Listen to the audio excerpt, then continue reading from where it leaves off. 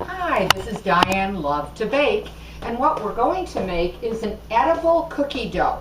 Now this particular cookie dough has no eggs in it at all, so it's safe to eat, that type of thing. A lot of people do like to just, eat it by the teaspoon, that type of thing. So let's get started. First, start off with a half a cup of unsalted butter in a bowl. You're also going to be putting in 3/4 of a cup of brown sugar in that, and then just bring it together with a spoon. You just do this in a bowl. You don't need a mixer or anything like that. Just going to, work with this with a spoon and a bowl, and combine the butter with the brown sugar. You're also going to be putting in a teaspoon of vanilla into this,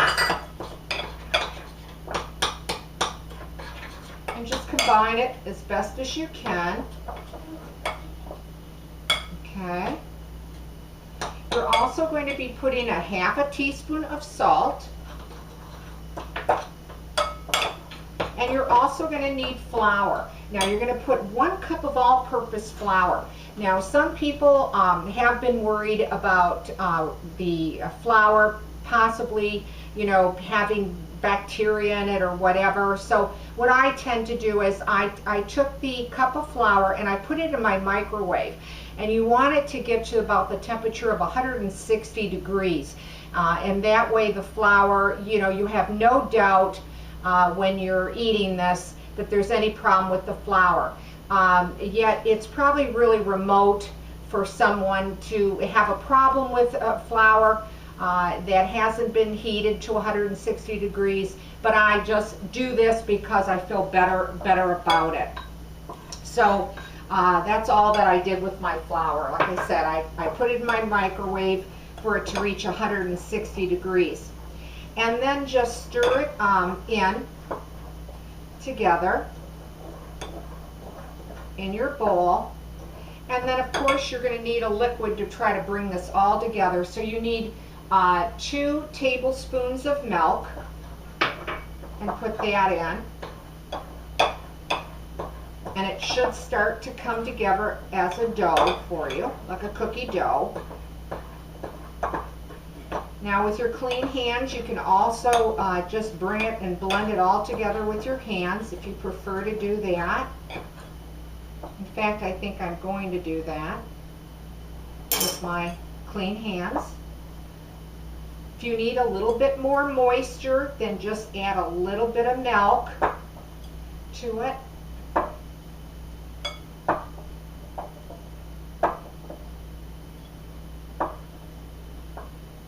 Want to make a cookie dough out of it.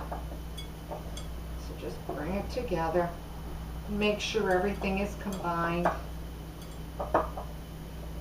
Okay, the next thing that you're going to need is either whatever type of morsel or chips that you want to use.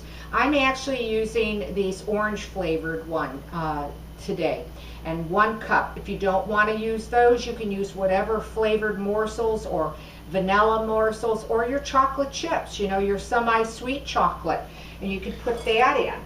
But that's 1 cup. So it'll be up to you, again, what you want to put in as far as the chips go, the morsels.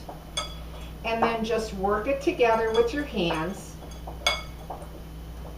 Now, a lot of people, what they do is after they make just a mound out of this, or a ball out of it, they like to eat it that way. What I tend to do, and I like to do, is I make actually a log out of it and shape it into a log. I'm going to use my countertop here. And you can square it off or make it real rounded if you want. Like that. And then what I like to do is I like to put it on a piece of wax paper. I'll just take the extra morsels here, because they'll, and then I just roll it in the wax paper. Now, if you don't want to roll it in wax paper, or you don't have wax paper, just go ahead and use a piece of plastic wrap, and you can wrap it in that. And that's what I'm going to do. And just round off, square off your edges. You can make a log out of it, or you can make it more round. It's really up to you. Or just make a mound of it, as I showed you a few moments ago. And then I like to put it in my refrigerator just to set it up to, it'll get a little harder, that type of thing, and come together a little bit better, especially if you want to cut it into slices, that type of thing. I have some to show you. Let me rinse my hands quickly.